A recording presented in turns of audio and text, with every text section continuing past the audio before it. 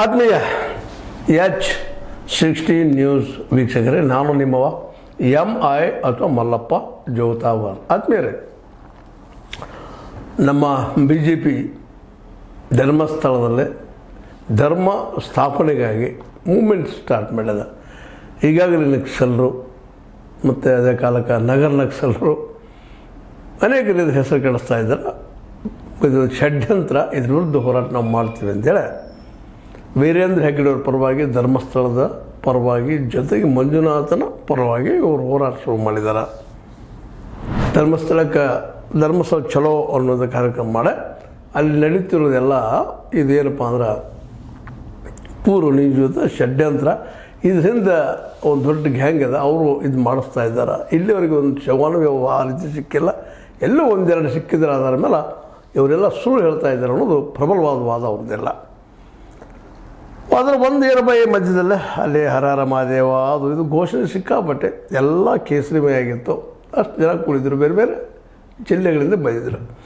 ಅಲ್ಲಿ ಗ್ರಾಮಸ್ಥರಂತೆ ಎಲ್ಲ BJP ಹೆಚ್ಚು ಕಡಿಮೆ ಎಲ್ಲ ಜನರು, ಲೀಡರ್ ಪ್ರಹ್ಲಾದ್ ಜೋಶಿ ಆಗಿರ್ಬೋದು, ಇನ್ನೊಬ್ಬರಾಗಿರ್ಬೋದು, ಅದೇ ಕಾಲಕ್ಕೆ ವಿಜೇಂದ್ರ ಅವರಾಗಿರ್ಬೋದು, ಅಶೋಕ್ ಅವರಾಗಿರ್ಬೋದು, ಇವರೆಲ್ಲರೂ ಈ ನೀರಿನಂಥ ಒಂದು ಬೃಹತ್ ರ್ಯಾಲಿಯಲ್ಲಿ ಭಾಗವಹಿಸಿ ಎಲ್ಲರೂ ಖಂಡಿಸುವಂಥ ಕೆಲಸವನ್ನು ಮಾಡಿದರು. ಜೊತೆಗೆ ಇನ್ನೊಮ್ಮೆ ಏನಪ್ಪ ಅಂತಂದ್ರೆ, ಇದು ಆದಷ್ಟು NIA ಕೊಡ್ರಿ, ನ್ಯಾಷನಲ್ ಇಂಟೆಲಿಜೆನ್ಸ್ ಏಜೆನ್ಸಿ ಕೊಡ್ರಿ, ಇದನ್ನು ಮಾಡ್ತಾರೆ. ಇದು ಈ ಒಂದು ನಮ್ಮ SIT ಅಂತ ಸಾಧ್ಯ ಇಲ್ಲ ಅನ್ನೋಂಥ ಮಾತನ್ನು ಸ್ಪಷ್ಟವಾಗಿ ಹೇಳಿದ್ರೆ ತಪ್ಪದ. ತಮಗೆ ಬೇಕಾದಾಗ ಮಾಡ್ಕೊಳ್ತಾ ಇದ್ದಾರೆ ಅಂಥೇಳಿ ರಾಜ್ಯ ಸರ್ಕಾರದಿಂದ ತೀವ್ರ ಟೀಕೆಯನ್ನು ಶುರು ಮಾಡಿದ್ದಾರೆ.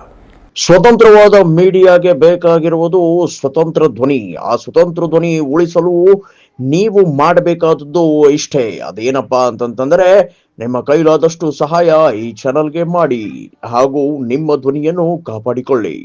ಅದೇ ಕಾಲಕ್ಕೆ ಸಿದ್ದರಾಮಯ್ಯರು ಅಂತ ಹೇಳಿದ್ದಾರೆ. ಇಲ್ಲ, ಅವರು ಸ್ಟಾರ್ಟ್ ಮಾಡಿದ್ರಲ್ರಿ, ವಿರೋಧ ಮಾಡಲಿಲ್ಲ SIT ನೇಮಿಸಿದಾಗ. ಆಗ ನಾವು NIA ಮಾಡ್ತೀವಿ ಅದು ಮೊದಲ ತುಳಿದ್ರೆ ನಮ್ದಿಂದ ತಕರಾರಿಲ್ಲ ಅನ್ನೋಂಗೆ ಅವರು ಹೇಳ್ತಾ ಇದ್ದಾರೆ. ಇದು ಯಾರೋ ಸರಿಯಾಗಿ ಯಾರು ತಪ್ಪಾಗಿ ಸಾಕಷ್ಟು ಒದ್ದಾಡ್ತಾ ಇದ್ದಾರೆ. ತನಿಖೆಗೆ ಶುರು ಮಾಡಿರಿ, ಸೌಜನ್ಯದಿಂದ ಸ್ಟಾರ್ಟ್ ಆಗಿಲ್ಲ ಹೋಗಲಿ, ಕಡೆಗೆ ಇದು ಬಂದಾಗಾದರೂ ಎಲ್ಲರೂ ಒಪ್ಕೊಂಡು ಮಾಡಬೇಕಾಗಿತ್ತಲ್ಲ. ಆಗ NIA ನೇಮಿಸ್ಬೇಕಾಗಿತ್ತಲ್ಲ. ಇವಾಗ ಬಂದಾಗ ಯಾರು ಈ ಒಬ್ಬ ಮಾಸ್ಕ್ ಮ್ಯಾನ್ ಅಂದ್ರೆ ಚಿನ್ನಯ್ಯ ತೋರಿಸೋದು ಬಂದಾಗ ಇವರು ಅವ ಮುಂದೋಗಿ SIT NIA ಯಾಕೆ ಕೊಡಲಿಲ್ಲ ಅನ್ನೋದು ಇವತ್ತು ಪ್ರಶ್ನೆ ಇದ್ದಾಗ ಅವ್ರು ಉತ್ತರ ಹೇಳೋದಿಲ್ಲ. ಮತ್ತು ಬೇರೆ ಬಟ್ ಏನೋ ಆಗಲಿ, ಈ ಒಂದು ನೆಲೆಯಲ್ಲೇ ಇವತ್ತು ಸಿದ್ದರಾಮಯ್ಯನವರು SIT ನೇಮಿಸಿ ಕೆಲವು ಹಂತದವರೆಗೆ ಒಂದು ಒಳ್ಳೆಯ ಕೆಲಸವನ್ನು ಮಾಡಿದ್ದಾರೆ. ಬಟ್ ಇದನ್ನು BJPಗೆ ಒಪ್ತಾ ಇಲ್ಲ. ಕಾರಣ ಇವರೆಲ್ಲರೂ ಕೂಡ್ಕೊಂಡು ಏನಪ್ಪ ಅಂದ್ರೆ ಧರ್ಮಸ್ಥಳದ ಧರ್ಮವನ್ನು ಹಾಳು ಮಾಡ್ತಾಯಿದ್ದಾರೆ, ಅಪವಿತ್ರ ಮಾಡ್ತಾಯಿದ್ದಾರೆ. ಅಲ್ಲಿ ಆಗುವಂಥ ಘಟನೆಗಳು ಅಂಥವೇನಲ್ಲ ಅನ್ನುವಂಗೆ ಮಾತಾಡ್ತಾ ಇದ್ದಾರೆ, ವಾದ ಮಾಡ್ತಾಯಿದ್ದಾರೆ. ಆದರೆ ಇವೆಲ್ಲ ಅನ್ಯಾಯಗಳು, ಸತ್ತದ್ದು, ಹುಗಿದದ್ದು, ಮಾಡಿದ್ದು ಎಲ್ಲ ಸುಳ್ಳಿನು. ಒಂದು ಸಣ್ಣ ಘಟನೆ ಆದ್ರೆ ದರ್ಶನ್ ಅವ್ರದ್ದು ಒಂದೇ ಘಟನೆ ಆಗಿದ್ದಕ್ಕೆ ಯಾವ ಪ್ರಮಾಣ ತೊಗೊಳ್ತು ಅಂತ ನಿಮಗೆ ಗೊತ್ತದ. ಇದಕ್ಕೆ ಯಾಕೆ ಅವರು ಆಸ್ಪದ ಮಾಡ್ತಾಯಿಲ್ಲ? ಈಗಂತ ಸ್ವತಃ ವೀರೇಂದ್ರ ಹೆಗ್ಗಡೆ ಅವರು ಒಪ್ಕೊಂಡಿದ್ದಾರೆ, ಆಗಲಿಪ್ಪ ತನಿಖೆ ಅಂತೇಳಿ, ಒಮ್ಮೆ ಸ್ವಚ್ಛ ಆಗಿಬಿಡಲಿ ಅದರದ್ದು ಅಂತೇಳಿ ಅಂದಾಗ ಈ BJPಗರಿಗೆ ಏನಪ್ಪ ತೊಂದರೆ ಅನ್ನೋದು ದೊಡ್ಡ ಇನ್ನೊಂದು ಬಗೆಹರಿಸಲಾರದ ಪ್ರಶ್ನೆಗೆ ಉತ್ತರ ಬೇಕಾಗಿದೆ ಇವತ್ತಂತ. ಯಾಕಂದ್ರೆ ನೀವು ಮಾಡಿದರೆ ಅಡ್ಡಿ ಇಲ್ಲ, ಆದರೆ ಈಗ ಅನ್ಯಾಯ ಆಗಿದೆ ಸುಳ್ಳಿನು ಅಂತ ಅನ್ನೋದಕ್ಕೆ ಸ್ವತಃ ವಿಜೇಂದ್ರ ಅವರ ಸಾಕ್ಷಿ.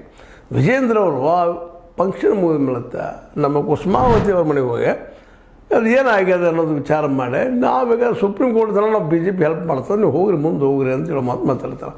ಯಾಕೆ ಹಂಗಾದ್ರೆ ನಡೆದೇ ಇರಲಿಲ್ಲ ಅಂದ್ರೆ ಅವ್ರ ಮನೆಗೆ ಯಾಕೆ ಹೋದ್ರಿ ಅವರು? ಅದು ಅಪವಿತ್ರಗೊಳಿಸೋದು ಕೆಲಸ ಅವ್ರು ಷಡ್ಯಂತ್ರ ಮಾಡಿದರೆ ಅಂಥವ್ರ ಮನೆಗೆ ಯಾಕೆ ಹೋಗಬೇಕಾಗಿತ್ತು ಅನ್ನೋದು ಒಂದು ಎಲ್ಲರೂ ಕೇಳುವಂಥ ಸಹಜ ಪ್ರಶ್ನೆ. ಒಳ್ಳೆ ಕೆಲಸ ಮಾಡಿದ್ರೆ ಅವ್ರು ವಿರೋಧ ಪಕ್ಷದ ನಾಯಕನಾಗಿ ಅವ್ರ ಮನೆಗೆ ಹೋಗಿದ್ದು, ಮಾತಾಡಿಸಿದ್ದು, ನಿಮಗೆ ನಿಗದಿದ್ರೆ ಹೇಳಿ ನಾವು ಸುಪ್ರೀಂ ಕೋರ್ಟ್ ಹೋಗ್ತಾನೆ ಅಂತಿದ್ದು ಎಲ್ಲ ಸತ್ಯನ. ಆದರೆ ಅದೇ ಕಾಲಕ್ಕೆ ಇಲ್ಲಿ ಈ ತನಿಖೆ ನಡೀತಾ ಇದ್ದಲ್ಲ NIA ಇದು ನಮ್ಮ SITದು.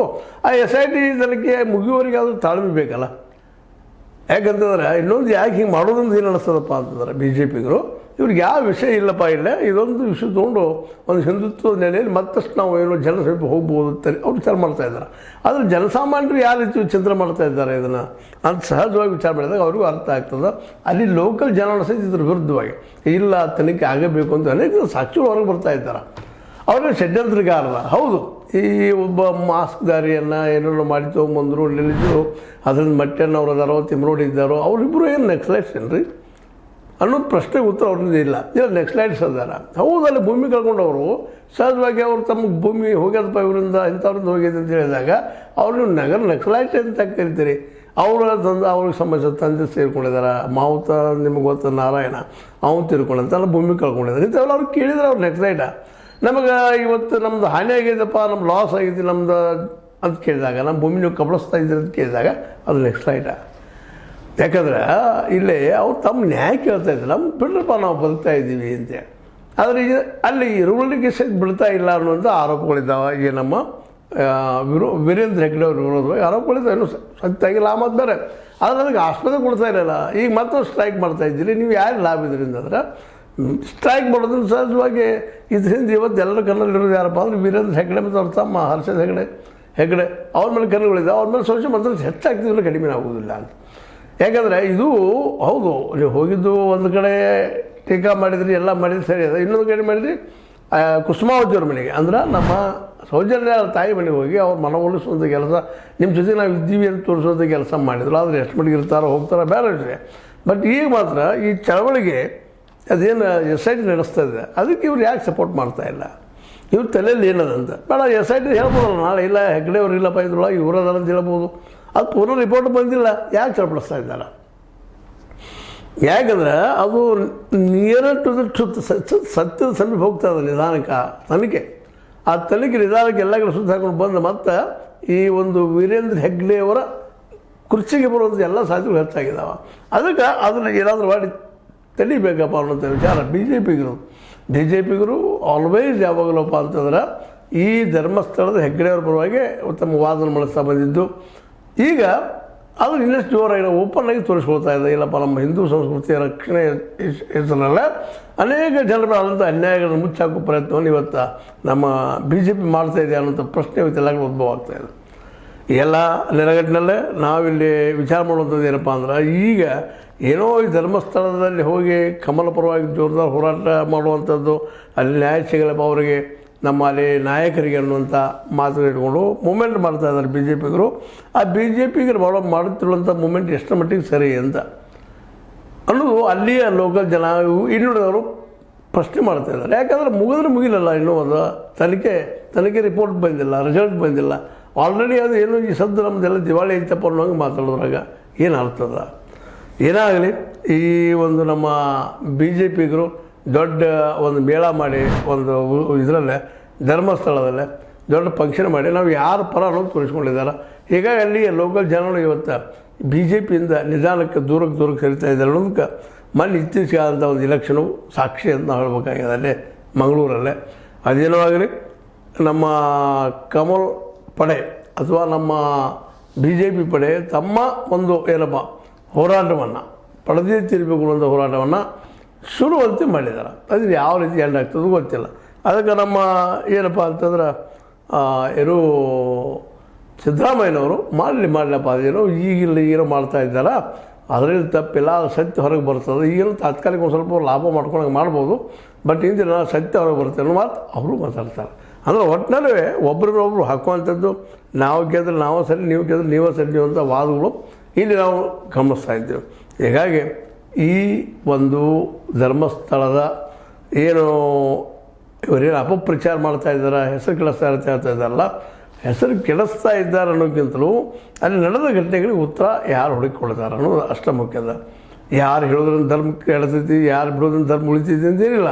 ಧರ್ಮ ಅಂತ ಕೆಲಸ ಮಾಡ್ತಿರ್ತದೆ. ಧರ್ಮವು ರಕ್ಷಿತಿ ಅಂತೇಳಿ ಯಾರು ರಕ್ಷಣೆ ಮಾಡ್ತಾರೆ ಧರ್ಮ, ಅವ್ರು ರಕ್ಷಣೆ ಮಾಡ್ತಾರಪ್ಪ ಅವ್ರ ಧರ್ಮ ಅಂತೇಳಿ ಆ ಎಲ್ಲ ನೆಲೆಯಲ್ಲಿ ಈಗ ಬಂದಿದ್ದ ಪ್ರಶ್ನೆ ಏನಪ್ಪ ಅಂದ್ರೆ,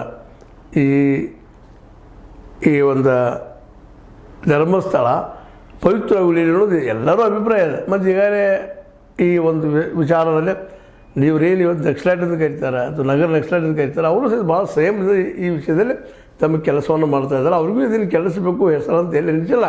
ಯಾಕೆ ಅವರನ್ನು ಸಮೀಪದಿಂದ ನೋಡಿದ್ದರಿಂದಾಗಿ ಅವರಲ್ಲಂಥ ಆಮಿಷಗಳೆಲ್ಲ ಅಧಿಕಾರಕ್ಕೆ ಅಪೇಕ್ಷೆ ಮಾಡೋರು ಅಲ್ಲ ಅನ್ನೋದು ಈಗ ಎಲ್ಲರಿಗೂ ಗೊತ್ತಿದ್ದ ವಿಷಯ ಇದೆ.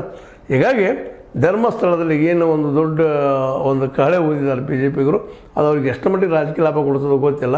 ಆದರೆ ಅದರಿಂದಾಗಿ ಇದರಿಂದಾಗಿ ಸಹಜವಾಗಿ ಜನಸಾಮಾನ್ಯರಲ್ಲೇ ಒಂದಿಷ್ಟು ಎಲ್ಲರೂ ಅವರ ಬಿಡಪ್ಪ ಅನ್ನುವಂಥ ವಿಚಾರ ಮಾಡುವುದರಿಂದಾಗಿ ಈ ಧರ್ಮಸ್ಥಳ ಪರ ಏನೋ ಕಮಲದ ಕಹಳೆ ಓದ್ಯದ, ಬಟ್ ಎಷ್ಟು ಮಟ್ಟಿಗೆ ಇದು ಸ್ಟ್ಯಾಂಡ್ ಆಗ್ತೈತಿ. ಅದೇ ಕಾಲಕ್ಕೆ ನಮ್ಮ ಏನಪ್ಪ ಅಂತಂದ್ರೆ ಈ ಆರ್ ಅಶೋಕ್ ಆಗಿರ್ಬೋದು, ಇನ್ನುಳಿದವರಾಗಿರ್ಬೋದು ಎಷ್ಟು ಯಶಸ್ವಿ ಪಡಿಬೋದು, ಇದನ್ನು ಲಾಭ ಮಾಡ್ಕೋಬೋದು ಅನ್ನೋಂಥದ್ದು ಏನೂ ಆಗಲಿ, ಒಟ್ಟಿನಲ್ಲೇ ಸತ್ಯ ಹೊರಗೆ ಬರಲಿ ಅನ್ನೋದಷ್ಟು ನಮ್ಮೆಲ್ಲರ ವಿಚಾರ. ಆ ದಿಶೆಯಲ್ಲಿ ಧರ್ಮಸ್ಥಳದ ತನಿಖೆ ಆಗಲಿ, SIT ಮುಗಿಸಿದ ಮೇಲೆ ಮುಂದೆ ನೋಡಕ್ಕೆ ಬರ್ತದೆ, ಏನು ಬರ್ತದೆ ರಿಸಲ್ಟ. ಅಲ್ಲಿವರೆಗೂ ಸ್ವಲ್ಪ BJPಗೆ ಸಂಯಮ ಇದ್ದರೆ ಒಳ್ಳೆಯದು. ಇಲ್ಲ ಅದರಿಂದ ಅವ್ರಿಗೆ ಕೆಟ್ಟ ಹೆಸರು ತಗೊಳ್ಳೋದು ಸಾಧ್ಯತೆಗಳಿದ್ದಾವೆ ಅಂತ ಹೇಳ್ತಾ, ಇದು ನಿಮ್ಗೆ ಲೈಕ್ ಆಗಿರ್ಬೋದು, ಲೈಕ್ ಮಾಡಿ, ಶೇರ್ ಮಾಡಿ, ಕಮೆಂಟ್ ಮಾಡಿ, ಜೊತೆ ಸಬ್ಸ್ಕ್ರೈಬ್ ಆಗೋದನ್ನು ನಿಲ್ಲಿಸ್ಲಿಕ್ಕೆ ಹೋಗಬೇಡ್ರಿ. H16 ನ್ಯೂಸ್ ಅರ್ಥಾತ್ ಸತ್ಯದ ಕೈಗಳಲ್ಲಿ ವಂದನೆಗಳು.